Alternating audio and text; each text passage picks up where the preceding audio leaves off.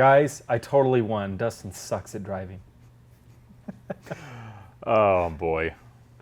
No, we got our paper slip here. Let's read it to you since you guys love being read to. Dustin went 6.04. I went 6.24, so I lost. My best pass was slower than your best pass. Pit conditions have a lot to do with it. Not really.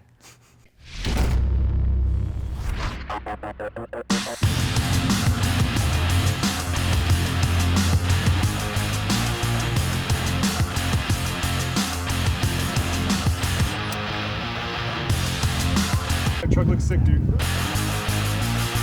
We get there, the event organizer has said, you guys are golden to run paddles. We sent texts. He had our back. These guys did call me. We talked about it on the phone. And he did send me a picture of it, showing the paddles and everything. And I told him flat out, I did take everything out of the for tires.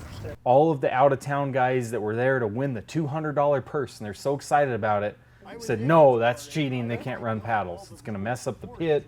It's unfair advantage. They were used to normal mud bogging rules, I guess, in events that are stretched around the country. And they're based on tires, which is pretty normal. I'll let them run the paddles after the pro mods go. So with the paddle tires, we all agreed to just run the paddles on the rear as an exhibition run in the pro mod class. The tail end of the top pro mod class. There was 3 guys competing in that class, and they just booked it across the top of that water. Lightweight, more power. They got on top of the mud and zipped. Yeah.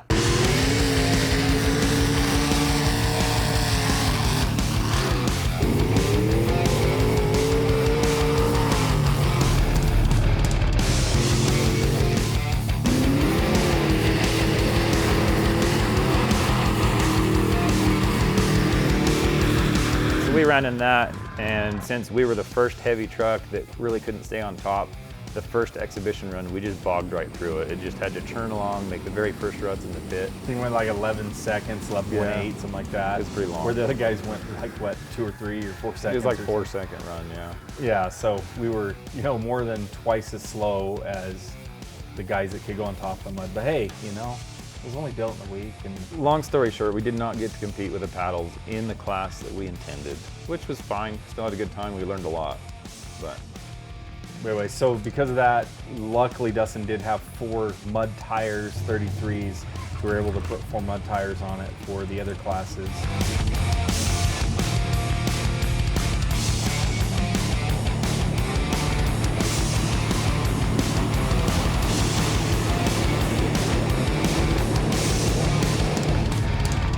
I ended up hurting the torque converter on my run. My first run I put it in drive and it short shifted because that's how I used to race, but Dustin's a fan of light TV springs. He doesn't like them to shift high on a street truck. He wasn't thinking race truck when Nate built the valve lights. Nate Uskered me, okay? So then I had to manually shift it, which I'm not used to. I'm used to manually shifting with a ratchet shifter, not a column shifter. So I tried to manually shift from first, and I went all the way to neutral.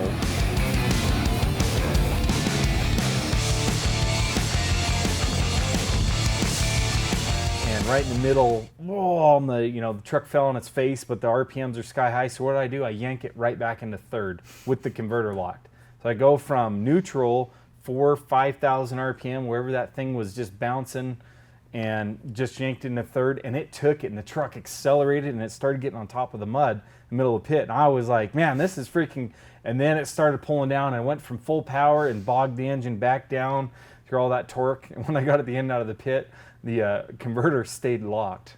And I stalled the truck. Oh, that's my, hey, sweetie. Good.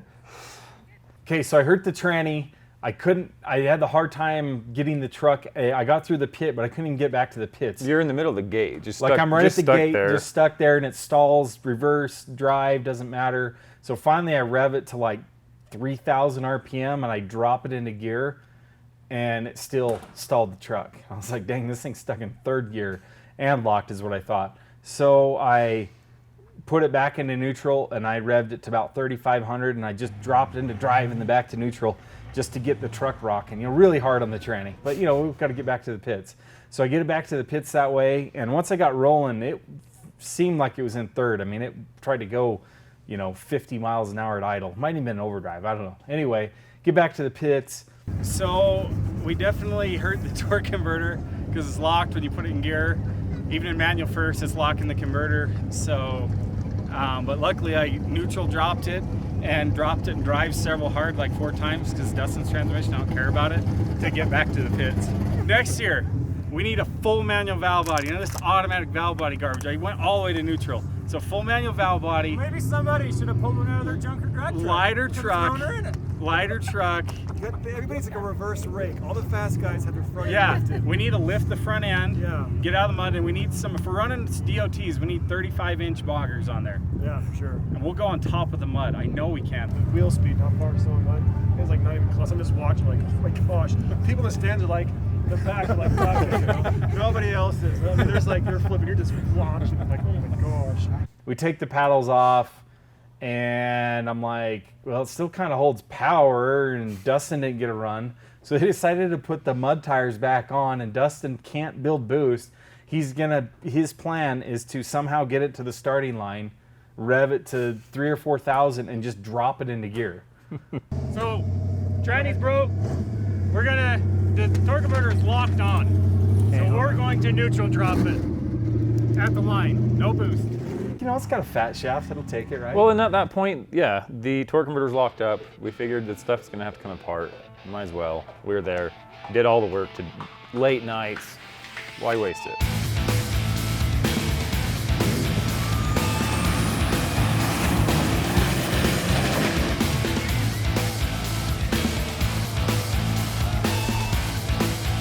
So Dustin, let's talk about this. Your first run with a proper working tranny was 8.69 seconds.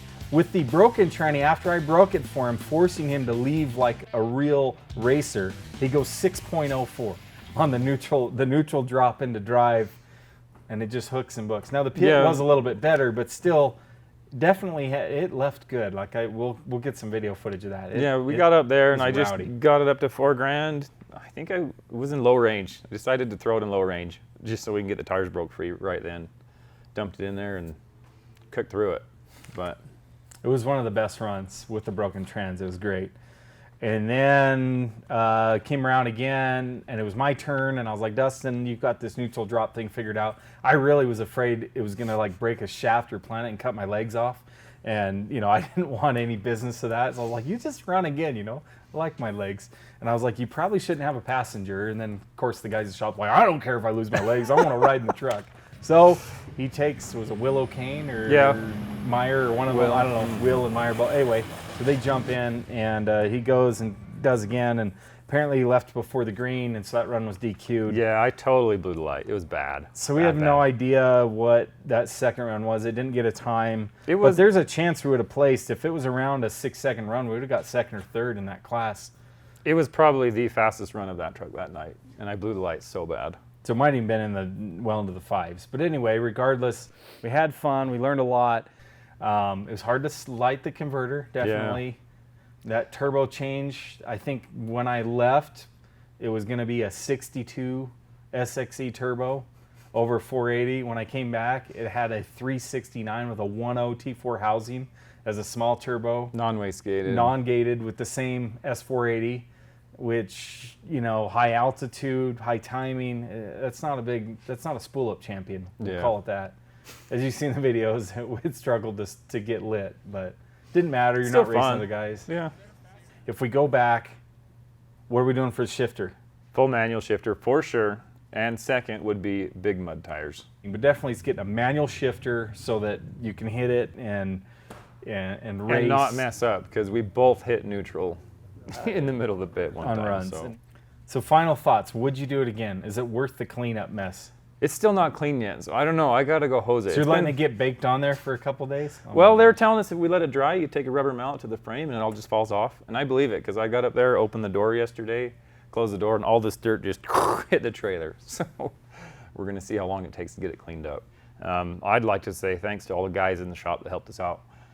We were here late nights trying to get it done. along with obviously Yeah, getting and all I the was orders gone in. on a fishing trip when all the real late nights happened. So I mean, I was like, man, this is great. I didn't even work on this thing, and I get to break it. I mean, it was fun. I'm excited to pull the tranny out. I don't think it's going to need much. I think that valve just stuck on that valve body and maybe some planetary. I don't know. Neutral drop in. We'll see how it turned out. Hey, it was rollerized. I mean, that's designed for neutral drop, right?